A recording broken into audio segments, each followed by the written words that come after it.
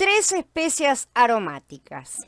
Y Yahweh le dijo a Moshe, toma una de estas especias, resina, uña aromática y gálbano, estas especias con olíbano, la misma cantidad de cada una. Haz con ellas incienso, un compuesto mezclado con pericia, sazonado con sal, puro, sagrado.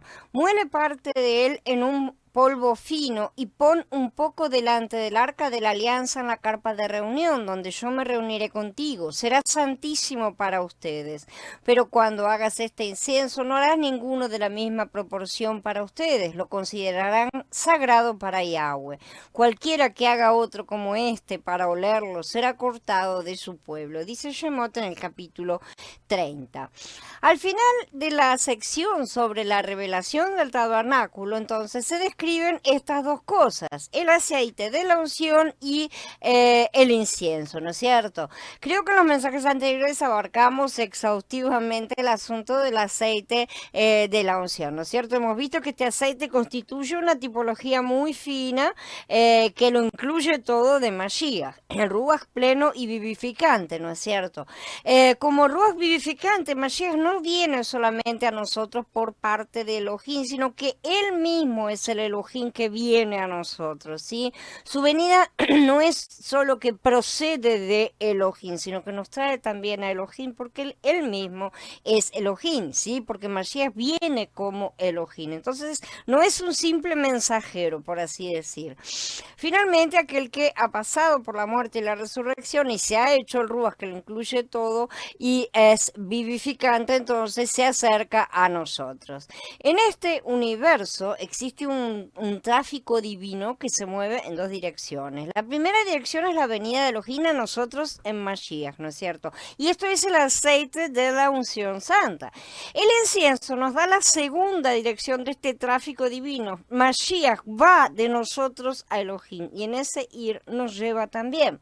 Por lo tanto, el aceite de unción es Mashiach como Elohim, que viene a nosotros de parte de Elohim y siendo Elohim mismo, y el incienso es Mashiach que va de nosotros a Elohim y llevándonos a nosotros también en él, porque estamos en él. Es importante que veamos este tráfico de doble sentido. Este tráfico tiene mucho que ver con nuestra experiencia espiritual. Ahora podemos entender cuál debe ser nuestra experiencia espiritual completa. ¿Sí? Es Elohim que viene a nosotros en Mashiach y es nuestra ida a Elohim en Mashiach y con él. La venida de Elohim a nosotros es un asunto de unción, es decir, de recibir el Ruach, justamente. Y nuestra ida a Elohim es un asunto de incienso, de humo que se eleva, es decir, de oración. Este tráfico divino es la experiencia creyente adecuada. Justamente tiene que haber una circulación constante. Nuestra ida a Elohim en Mashiach requiere particularmente de esta experiencia, porque si no, no vamos a experimentar eso. Sin la experiencia espiritual adecuada, no podemos entender la tipología del incienso y ni siquiera interpretarla. En realidad, esta tipología es bastante extraña, ¿sí? Tanto cuanto la del aceite de la unción. Existe un problema en las traducciones en general que produce confusiones. En la mayoría de las traducciones se habla de esta mezcla como el incienso. De acuerdo con la RAE, ¿no es cierto?, la Real Academia Española, un incienso es una combinación de elementos resinosos que emanan una fragancia agradable al quemarse, ¿no es cierto?, y que se juntan normalmente con algún tipo de especia también puede ser. Sin embargo, la palabra levoná también es traducida como incienso en muchas versiones. Esto genera confusiones porque se está refiriendo, está utilizando la misma palabra tanto para el producto final como para una sustancia específica. En verdad, en el hebreo original se trata de dos palabras. Vamos a ver, Shemot 30, 34 y 35 dice, toma estas especias, ¿no es cierto? Y las nombra con incienso, dice la traducción. Y aquí la palabra es levoná, incienso puro. Haz con ellas incienso. Y aquí la palabra es rocaj, ¿sí? Un perfume según el arte del perfumador refinado y continúa, ¿no es cierto? Entonces, la primera vez la palabra es levoná, que más correctamente debería ser traducida como olíbano. antiguamente era conocida de esta forma, ¿no es cierto? Y es la traducción que voy a tratar de utilizar, siendo uno de los elementos, ¿sí? Mientras que la segunda palabra que aparece es roca, que se traduce mejor como perfume o debido a su consistencia como saumerio, ¿no es cierto? Que es justamente lo que muchos llaman incienso. En sí, el incienso es un perfume normalmente y el saumerio viene siendo el formato. Como para que no nos hagamos confusiones entre el olíbano y el incienso, ¿sí?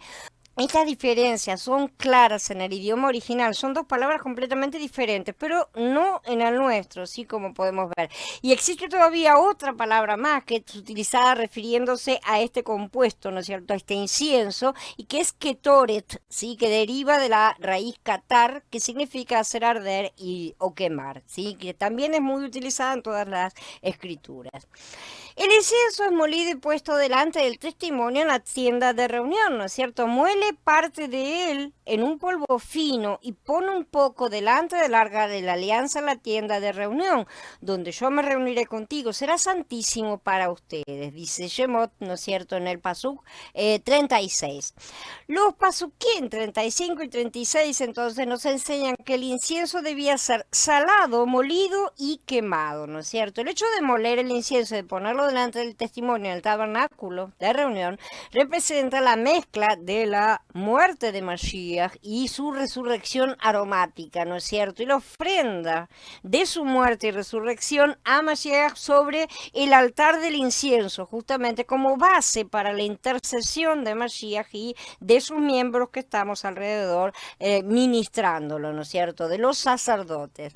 Nuestras experiencias de Mashiach deben ser sazonadas, molidas y finamente quemadas, ¿no es cierto?, a fin de convertirse en ese dulce aroma para Elohim. Al pasar por este proceso, nuestras experiencias se convierten en dulce aroma y ese aroma siempre llega a Yahweh. Esto significa que no necesitamos experimentar solamente la esencia de lo que Mashiach es y hace. Nuestras experiencias de este Mashiach deben ser saladas, molidas y quemadas. Este proceso nos implica a nosotros mismos. Y Mashiach, el primogénito de la nueva creación, pasó él primero por todas estas cosas, ¿sí?, para abrir camino de los que vendríamos después, para que nosotros siguiéramos sus pasos, ¿sí?, no para quedarnos de brazos cruzados. Cuando quemamos algo, se reduce a cenizas, ¿sí? Todo lo que ofrezcamos a Elohim como incienso será consumido, pero su aroma le resultará agradable. Podemos ofrecerle a Elohim el incienso como aroma de olor agradable solo cuando nuestra experiencia de Mashiach haya sido salada, molida y quemada.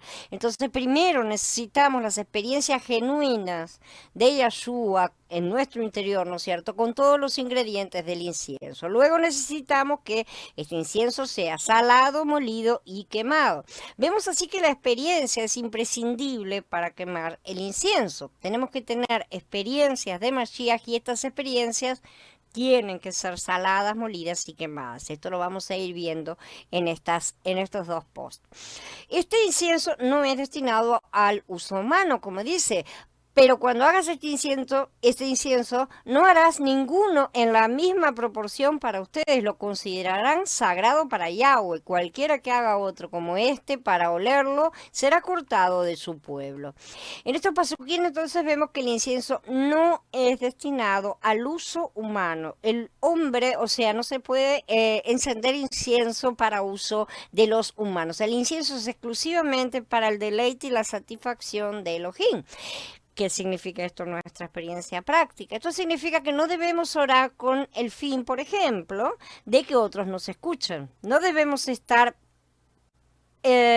exponiéndonos a nosotros mismos. A menudo se hacen oraciones para impresionar a los oyentes, ¿sí? Este es un error grave, este es un error de nuestra carne. El incienso debe ser ofrecido únicamente a Elohim, debe ascender a él para su deleite, no para el deleite, ni siquiera el deleite de la congregación, porque esa parte es para el deleite de Yahweh, ni siquiera es para el deleite de la congregación. Esta es la razón por la cual no debemos orar para los que nos escuchan, no estamos orando para los demás, sino para nuestro Padre. De la misma manera, si comprendemos que el incienso es únicamente para Elohim, vamos a percibir el error de elevar nuestras peticiones por necesidades materiales en este altar. no corresponden a este altar, ¿no es cierto? Todo padre se ocupa de cubrir, proteger, alimentar y cubrir toda otra necesidad básica de sus hijos, ¿no es cierto? ¿Cuánto más no lo hará nuestro amado Creador? Él sabe todo lo que necesitamos. No, las peticiones que a Él deben ser presentadas son su propia oración inserida en nosotros, ¿sí? Esto ya lo hemos estudiado en varios posts de la serie de oración y dejo aquí los links para que amplíen, revisen y repasen.